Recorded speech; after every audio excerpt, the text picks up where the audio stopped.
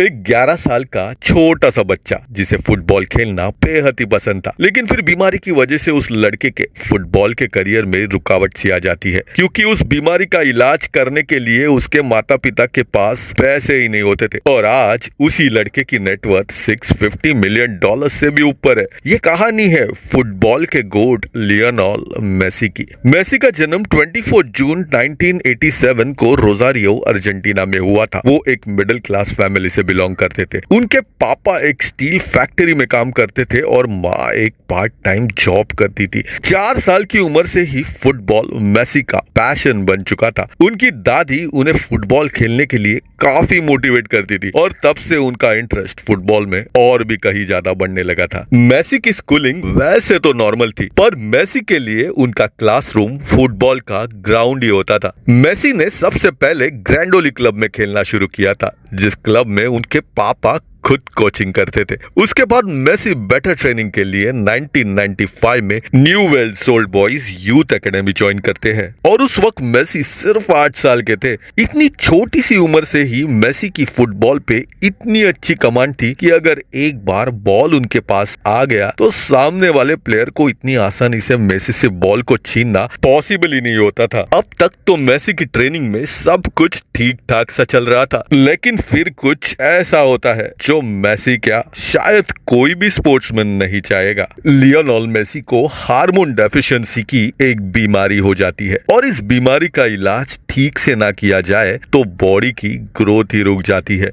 इसीलिए इस बीमारी का इलाज करना काफी ज्यादा जरूरी था और स्पेशली एक स्पोर्ट्समैन के लिए तो वो और भी ज्यादा जरूरी था। और लियोनेल मेसी के पापा शुरुआत में अपना सब कुछ दांव पे लगा देते हैं, पर खर्चा इतना ज्यादा था कि वो एक समय के बाद उसे अफोर्ड नहीं कर पाते थे, क्योंकि लगभग $1,000 to $1,500 का खर्चा मंथली होता था। पर लियोनेल मेसी को किसी भी हालत में फुटबॉल खेलना नहीं छोड़ना था और ना ही उनके पापा चाहते थे कि वो फुटबॉल को छोड़ दे, क्योंकि मेसी ने इतनी मेहनत की थी और इस सिचुएशन में अगर वो क्विट करे तो उनके करियर के लिए यह बिल्कुल भी ठीक नहीं होगा। मेसी के पापा कई सारे ट्रेनिंग क्लब सर्च करते हैं, लेकिन उन्हें कोई ऐसा ट्रेनिंग क्लब नहीं मिला जो मेसी का मेडिकल का खर्चा उठा सके। पर उसके बाद कुछ ऐसा होता है जिससे मेसी की पूरी किस्मत ही बदलने वाली थी। एक दिन मेसी के बेहतरीन खेल पर नजर पड़ती है बार्सिलोना के यूथ एकेडमी के डायरेक्टर, उनका नाम था कार्लोस रेक्सच। वो मेसी का गेम देख के पूरी तरीके से सरप्राइज हुए थे, क्योंकि मेसी इतने फास्ट, इतने क्विक और बॉल पे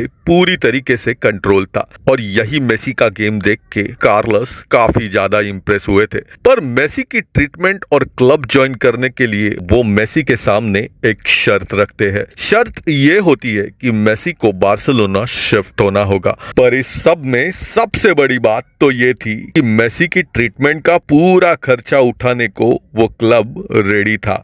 अब यहाँ पे दोनों साइड विन विन सिचुएशन थी और लियोनेल मेसी के पापा भी इसके लिए मान चुके थे। मेसी का कॉन्ट्रैक्ट भी छोटे से टिश्यू पेपर में साइन होता है, क्योंकि ये सब इतने सडनली होता है कि उनके पास कोई उस समय डॉक्यूमेंट या पेपर नहीं होता। और सिर्फ 13 साल की एज में ही मेसी स्पेन जाके FC बार्सिलोना ज्वाइन करते हैं और इसी के साथ शुरू होता है मेसी का बार्सिलोना के साथ वो अटूट रिश्ता जो लगभग 2 दशकों तक चला था। पर शुरुआत में मेसी को बीमारी की वजह से पैरों पे कई सारे इंजेक्शंस लगाने पड़े थे, जिसकी वजह से उन्हें बहुत ज्यादा दर्द होता था और उनके पास दूसरा कोई ऑप्शन भी नहीं था। पर उन्हें सिर्फ आंखों के सामने दिख रहा था उनका सपना, जो फुटबॉल खेलना था। फिर बार्सिलोना के ट्रेनिंग के अंडर मेसी का गेम और भी कहीं ज्यादा इंप्रूव होने लगता है। उन्होंने अपनी हाइट कम होने का वीक पॉइंट नहीं बल्कि उसे अपनी स्ट्रेंथ बना चुके थे। लियोनेल मेसी ने 17 अगस्त 2005 में हंगेरी के खिलाफ अपना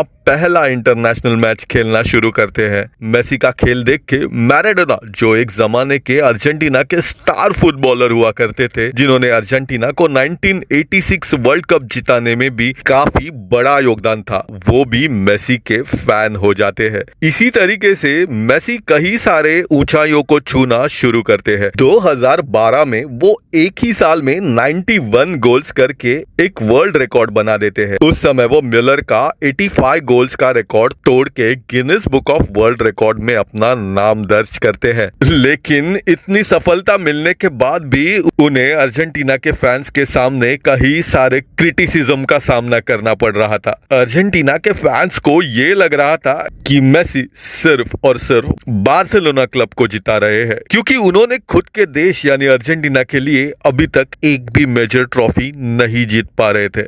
इसके पीछे कई सारे रीजंस है। उसमें से एक है कि अर्जेंटीना ने 2014 वर्ल्ड कप में फाइनल तक का सफर किया था और इस वर्ल्ड कप में मेसी को गोल्डन बॉल का अवार्ड भी मिला था। पर उन्हें और उनके फैंस को सबसे ज्यादा दुख इस बात का था कि वो अर्जेंटीना को वर्ल्ड कप नहीं जिता सके थे, जो उनका और उनके फैंस का सबसे बड़ा ड्रीम था। उसके बाद वापस आता है 2016 का कोपा अमेरिका का फाइनल। उसमें भी अर्जेंटीना को चिली के अगेंस्ट हार का सामना करना पड़ा था और इस हार में लियोनेल मेसी से पेनल्टी शूटआउट का गोल भी मिस हुआ था। और उस समय तो मेसी को इतना दुख हुआ था कि वो अपना रिटायरमेंट तक अनाउंस कर लेते हैं। लेकिन जो फैंस इतना क्रिटिसाइज कर रहे थे वही फैंस मेसी से उतना प्यार भी करते थे और इसीलिए वो चाहते थे कि मेसी इतनी जल्दी रिटायर ना हो, क्योंकि उनके फैंस का मेसी के ऊपर उतना ही भरोसा भी था।